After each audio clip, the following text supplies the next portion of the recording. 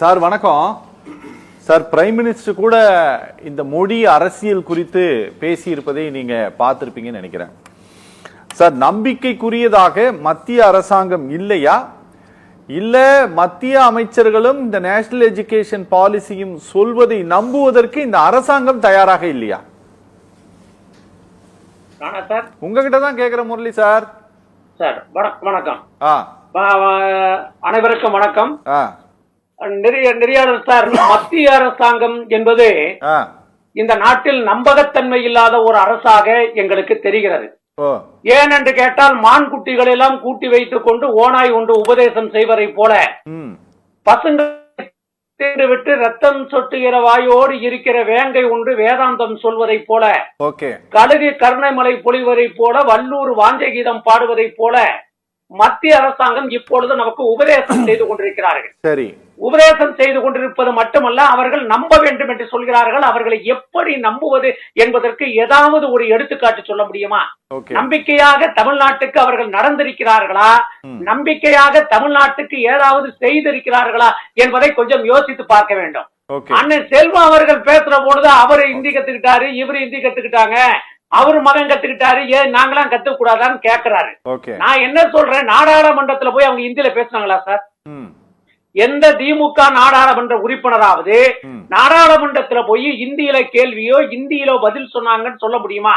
இதெல்லாம் கிடையாது. ஏன்னு கேட்டாக்க இவர்கள் ஒரு தப்பட்டு கட்டிக்கிட்டு பேசிட்டு இருக்க கூடாது. இன்னும் ஒரு வார்த்தை சொல்லணும்னா, நாங்க போராடுறது எங்கள் தாய்மொழியை பாதுகாப்பதற்கு, எங்கள் தாய்மொழி இன்னும் நீண்ட நெடுநாளாக இருக்க வேண்டும் என்பதற்காக. ஆனால் நாட்டினுடைய பிரதமராக இருந்தாலும், நாட்டினுடைய உள்துறை அமைச்சராக இருந்தாலும், நாட்டினுடைய கல்வித்துறை அமைச்சர் தர்மேந்திர பிரதானாக இருந்தாலும், இவர்கள் தாய்மொழியை காப்பாற்றுவதற்கு போராடி இருந்தால் அவர்களை பாராட்டி இருக்கலாம். ஏனென்று கேட்டால் மோடி ஐயாவுக்கு குஜராத் மொழி தான் தாய்மொழி, அமித்ஷாவுக்கு குஜராத் தாய்மொழி, அதே போல பாத்தீங்கன்னா தர்மேந்திர பிரதானுக்கு ஒரிசா தாய்மொழி. அவர்கள் தாய்மொழியை காப்பாற்றுவதற்கு அவர்கள் போராடி இருந்தால் பரவாயில்லை. ஆனால் அவர்கள் இந்தி மொழியை காப்பாற்றுவதற்கு போராடி கொண்டிருக்கிறார்கள் என்பதுதான் எங்களுக்கு வருத்தம். அவர்கள் நோக்கம் இந்தியை கொண்டு வந்து திணிக்க வேண்டும் என்பது நோக்கம் அல்ல. அவர்களுடைய நோக்கம் என்னவென்று கேட்டால், அதாவது எங்கள் அண்ணா தான் அழகாக சொல்வார், சூட்சமம் இருக்கிறது தம்பி, சுண்ணாம்பு டப்பாக்குள் என்று சொல்லுவார். அந்த சூட்சமம் நம்மளுடைய அண்ணாமலை, நம்மளுடைய பாரதிய ஜனதா கட்சியினுடைய தலைவர் அண்ணாமலைக்கும் தெரியல, தூத்துக்குடி செல்வத்துக்கும் தெரியல. அவங்க இந்திய வளர்க்கணும், இந்திய பூத்தணும் நோக்கம் இல்லை. இந்திக்கு பின்னால் நின்று கொண்டு சமஸ்கிருதத்தை எப்படியாவது இந்தியாவில் கொண்டு வந்து திணித்து விட வேண்டும் என்பதுதான் அவர்களுடைய நோக்கமாக இருக்கிறது. ஏனென்று கேட்டால், சமஸ்கிருதம் என்பது அவால் வீட்டிய மொழி. அவால் மொழி இப்பொழுது செத்த மொழியாக இருக்கிறது. செத்த மொழியாக இருக்கிற சமஸ்கிருதத்துக்கு உயிர் கொடுக்க வேண்டும். உயிர் கொடுப்பதற்கு அவர்கள் பயன்படுத்துகிற மொழி இப்பொழுது என்னவென்று கேட்டால் இந்தி மொழியாக இருக்கிறது. சரி, மூணாவது மொழியை ஏன் கத்துக்கொள்ளக் கூடாது? மூணாவது மொழியை கத்துக்கொள்ளக் கூடாதுனாக்க, மூணாவது மொழியை நாங்க ஏத்துக்கிட்டோம்னு வைங்க, இவங்க என்ன தெலுங்குக்கு இந்திக்கு உருதுக்கு எல்லாம் வாத்தியார் போட்டுருவாங்களா? போட மாட்டாங்க. இந்தி வாத்தியார போட்டு எல்லா இடத்துலயும் பாடம் நடத்துக்குன்னு அடுத்து ஒரு சட்டத்தை போடுவாங்க. சட்டத்தை போட்டு இந்தி எல்லாத்துக்கும் கத்துக்கொடுன்னு சொல்லுவாங்க. அதாவது ரயில்ல போறணும் சார், ரயில்ல போயிட்டு இருக்கிறப்ப கூட்டமா இருக்கிறப்ப என்ன செய்வானா, ஒருத்தன் உட்கார்றதுக்கு கொஞ்சம் இடம் கொடுக்கணும். இல்லங்க உட்கார முடியாது, 5 பேர் உட்கார வேண்டியதுல நாங்க 7 பேர் உட்கார்ந்து இருக்கிறோம்னா, இல்ல கொஞ்சம் உட்கார இடம் கொடுங்க. உட்கார இடம் கொடுத்தோம்னா உட்கார்ந்து நம்மள வெளியே தள்ளி விட்டு அவன் வந்து உட்காந்துக்குவான்.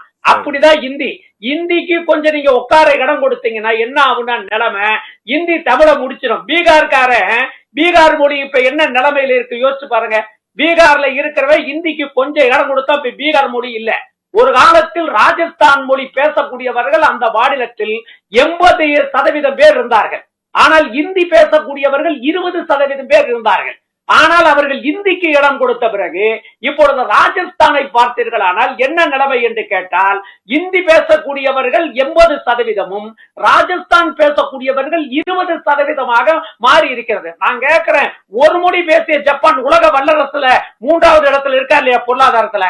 இப்ப நாங்க இருமொழி வச்சிருக்கிறோம்ல, இருமொழி நாங்க படிச்சதுனால என்னத்துல குறைஞ்சிட்ட சொல்லுங்க. நான் கேட்கிறேன், இந்தி கத்துக்கிட்டவனை காட்டிலும் மும்மொழியை கத்துக்கிட்டவனை காட்டிலும் இருமொழி கற்றிருக்கிற தமிழ்நாடு இந்த துறையில பின்தங்கி இருக்குதுப்பா. நீங்க முன்னாடி வரணும்னாக்க இந்தி கத்துக்கணும்னு சொல்லுங்க. விஞ்ஞானத்தை எடுத்துக்கிட்டால் விஞ்ஞானத்துல ஒரு அப்துல் கலாமும் இருக்கிறார், ஒரு மயில்சாமி அண்ணாதுரை இருக்கிறார், அதே போல வீரமுத்துவேல் இருக்கிறார். இத்தனை பேரும் நாங்க விஞ்ஞானத்துல தமிழ் மொழியில படிச்சுட்டு தான் சார் வந்திருக்கோம். கூகுளுக்கு போயிட்டு பிச்சை அவர் எங்க படிச்சாரு? இந்தியா படிச்சாரு இல்ல, ஒண்ணு தமிழ்ல படிச்சுட்டு தான் போனாரு. யாரை கேட்டாலும் எந்த பெரிய நிறுவனங்கள்ல துறைகள்ல இருக்கிறவங்க பொருளாதார மேதைகள் எல்லாம் கேட்டா எங்கெங்க படிச்சீங்க? தமிழ்நாட்டுல தாங்க படிச்சோம், தமிழ்ல தாங்க படிச்சோம், அதான் அரசாங்க பள்ளிக்கூடத்துல படிச்சங்க, காமராஜர் திறந்து வச்ச பள்ளிக்கூடங்க, கலைஞர் திறந்து வச்ச பள்ளிக்கூடத்துல படிச்சங்க அப்படின்னு தான் சொல்றாங்க. இந்தி கத்துக்கிட்டோம்னா ஒண்ணு செய்யலாம் சார். இந்திய கத்துக்கிட்டோம்னாக்க என்ன செய்யலாம்னாக்க, நான் வடக்க இருக்கிற இந்தி கத்துக்கிறவன் தமிழ்நாட்டுல பானிபுரி விற்கிறத போல, நான் இந்தி கத்துனாக்க நாளைக்கு உத்தரப்பிரதேசத்திலையும் பீகார்லயும் போயும் பணியார வைக்கலாமே தவிர வேற எதுவுமே பண்ண முடியாது. இன்னும் கிடையாது. ஒரு விஷயம் சொல்றேன் கேட்டுங்க. ஒன்றிய அரசாங்கம் நம்பக்கூடிய நம்பிக்கை உள்ள ஒரு ஒன்றிய அரசாங்கமாக இருக்க வேண்டும். எந்த திட்டத்தையாவது அவங்க ஒழுங்கா செஞ்சிருக்காங்கன்னா இல்ல. ஒரு திட்டம் கொண்டு வந்தாங்க. என்ன திட்டம் தெரியுங்களா? பேட்டா பச்சாவ் பேட்டா படாவோன்னு ஒரு திட்டம் கொண்டு வந்தாங்க.